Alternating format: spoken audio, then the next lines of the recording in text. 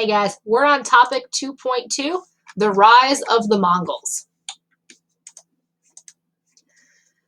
So first, who were the Mongols? Originally, they're a nomadic group that facilitated trade along the Silk Road.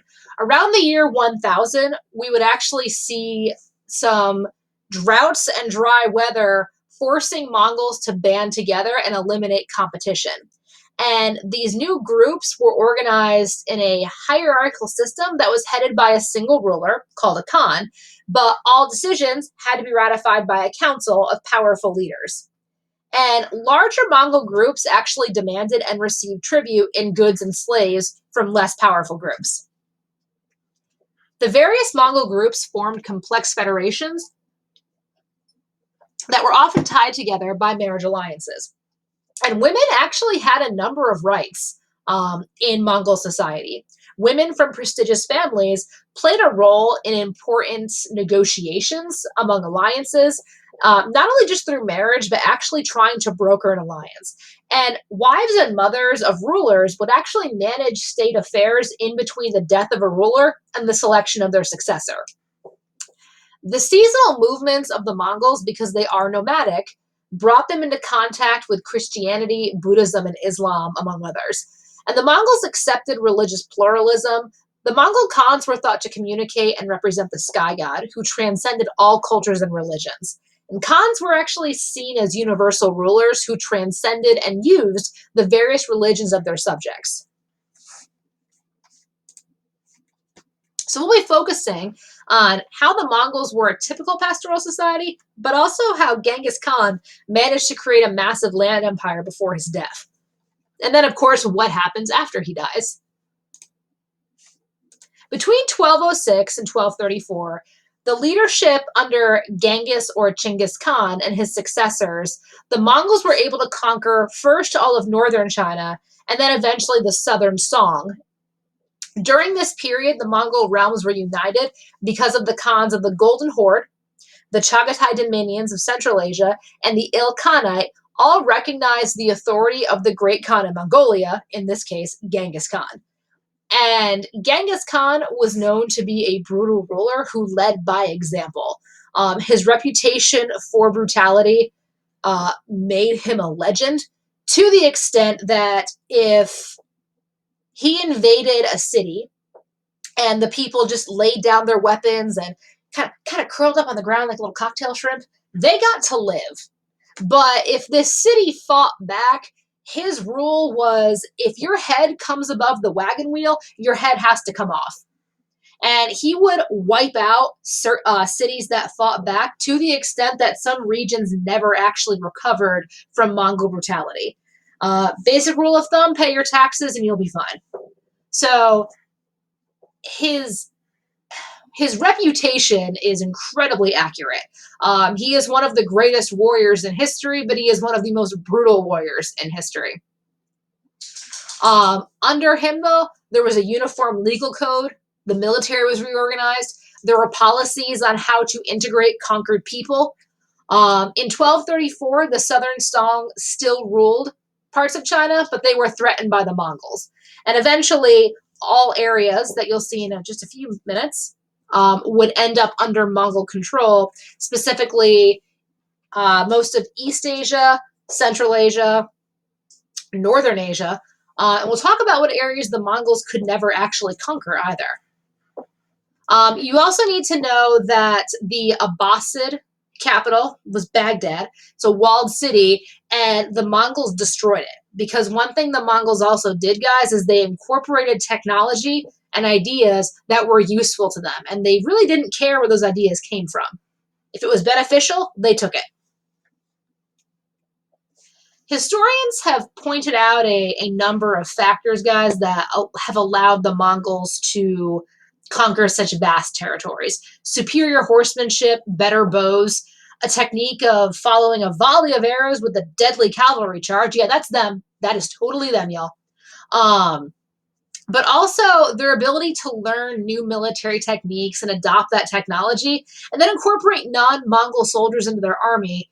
And again, the reputation for slaughtering all who would not surrender. So again, here's the territory as promised of the Mongol Empire.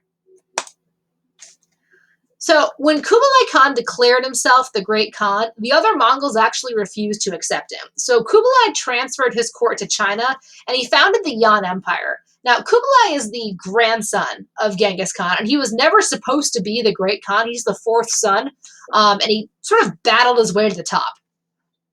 But here's the thing. He founds the Yuan Empire, capital is Beijing. He conquers the southern Song. He does actually incorporate Annam and Champa, which is modern-day Vietnam, into his territory to pay tribute, but he's never successfully able to invade Java or Japan. Now, Kublai Khan understood and he practiced traditions of Chinese government. He constructed a Chinese-style capital, but when the Mongols came to China, it was already politically fragmented, and therefore it was easier to conquer and then unify under Mongol control. The Mongols, guys, they preserved some aspects of Chinese government, but one thing they did not was any kind of Confucian ideals. And the reason for that is Confucianism was a Chinese philosophy, and the Mongols wanted to make it very clear they were not Chinese. And they actually set up a social system that defined people's groups in terms of race and function. And the Mongols made some innovations, including the centralized appointment of officials, a system of government where people are chosen based on merit. But under the Yuan hierarchical system, Confucius had a very weak role, and the status of merchants and doctors was elevated. And this also shows you that the Mongols really cared about trade, and they reinvigorated trade. They also attracted a number of non-Chinese to serve in the empire, including Western Asian Muslims, and this allowed the Yuan regime to become a truly cosmopolitan entity. Under Mongol rule, China's cities and ports prospered, trade recovered, merchants flourished. The booming economy led to the Chinese gentry to move into cities where a lively urban culture developed. And this culture included popular entertainment, vernacular literature, and also the Mandarin dialect of Chinese. In rural areas, cotton growing, spinning, and weaving were introduced to mainland China. However, farmers in the Yuan dynasty were overtaxed and brutalized. And during the Yuan period, China's population actually declined by as much as 40%, mostly in northern China. So you can see the territory of the Yuan dynasty. And under Kublai Khan, what we'll see is the end of the exam system, promotion based on merit, but also the social system. And at the top is Mongols, foreigners, Northern Chinese because they were conquered first, and then the Southern Chinese, with no Chinese being allowed to serve in top government positions.